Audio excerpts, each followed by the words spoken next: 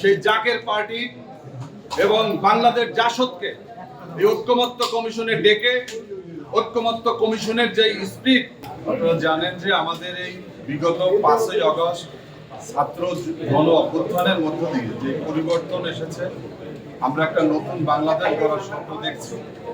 আমরা বিগত 54 বছরে আমাদের যে জরাজীর্ণ যে শাসন ব্যবস্থা, আমাদের অনেকগুলো আইন ভালো ভালো ছিল কিন্তু কার্যকর ছিল না। আবার কিছু কিছু আইন ছিল যা দিয়ে স্বৈরাচার তৈরি হয়, ফ্যাসিবাদ তৈরি। আমরা এই জন্য এটা মূল উৎপাদন ঘটিয়ে আমরা একটা নতুন বাংলাদেশ গড়ার জন্য উদ্যোগ নিয়েছি।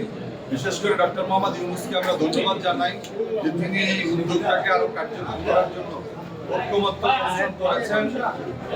ঐক্যমত্য কমিশন প্রায় অনেকগুলো কমিশন তৈরি করেছে। আমরা আজকে দেখেছি যে আমরা যাদের বিরুদ্ধে লড়াই করেছি, যেই মহাজোট বাংলাদেশের গণতন্ত্রকে শূন্য করেছে, ভোটাধিকার হরণ করেছে, সেই মহাজোটের শরিক দল যারা 14 সালে বিনা ভোটে আসন পেয়েছিল, যারা 18 সালে দিনের ভোট রাতে ভোট চুরিতে যারা সংসদে গিয়েছিল, সেই বাংলাদেশ জাসদকে এই ঐক্যমত্য কমিশনে তাদেরকে ডাকা হয়েছে।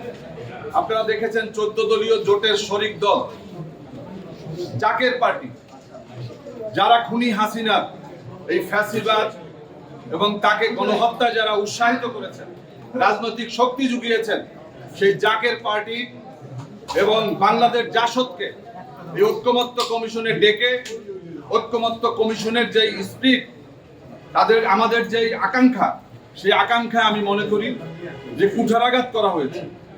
আমরা বলেছি যে যারা এই গণহত্যার সাথে জড়িত দোষর, তাদেরকে জাতীয় ঐক্যমত্য কমিশনের বৈঠকে না ডাকার জন্য।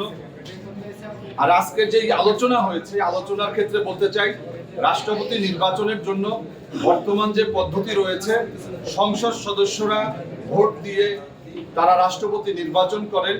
বাংলাদেশ লেবার পার্টি এই আইনের মনে করে যে পরিবর্তন দরকার।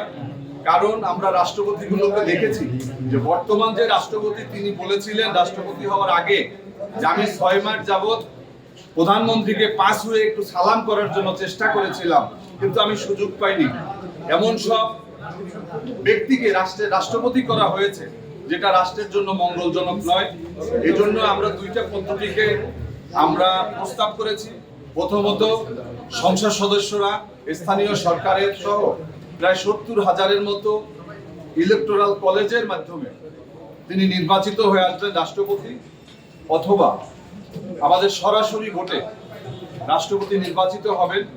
তাহলে জনগণের ভোটে নির্বাচিত ব্যক্তি, তার জবাবদিহিতা থাকবে, জনগণের প্রতি তার দায়বদ্ধতা থাকবে, সংবিধানকে তিনি সমুন্নত করবেন, তিনি দলবাজ হবেন না, দলকানা হবেন না, প্রধানমন্ত্রীর পায়ের দিকে তার নজর থাকবে না।